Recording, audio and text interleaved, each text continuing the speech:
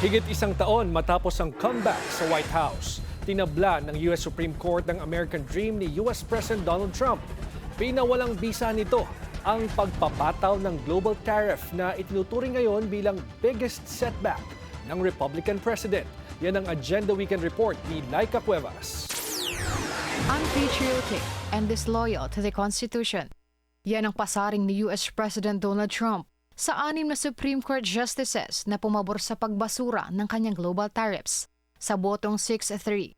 Sa desisyon na isinulat ni Conservative Chief Justice John Roberts, pinagtibay ng mga hukom ang posisyon ng lower court that Trump exceeded his authority sa paggamit sa International Emergency Economic Powers Act o ang IEEPA.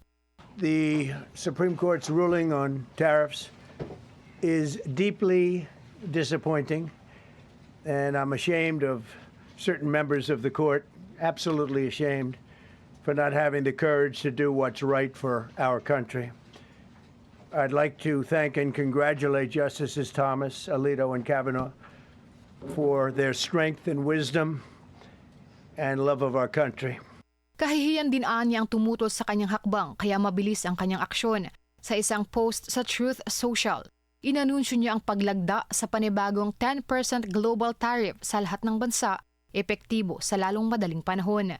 Nanindigan ng majority na unconstitutional para kay Trump ang magpataw ng buwis at taripa dahil ang kapangyarihang ito para lamang sa Kongreso. Kaya kasunod ng landmark ruling, hindi maiwasan ang pangamba sa posibleng epekto nito sa global trading.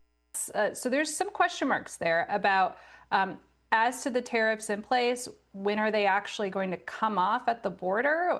When is it going to be implemented? And when and how would refunds potentially be available to importers? Sa nakatakdang State of the Union address ni Trump sa susunod na linggo, barely invited din daw ang justices na tinawag niyang lapdogs. Sa ngayon, hindi rin malinaw kung may babalik sa mga negosyo ang bilyong-bilyong pisong taripa na unang kinolekta sa kanila ng Trump administration. Sa datos, aabot na sa higit $133 billion ang nakubra mula sa import taxes simula noong Disyembre.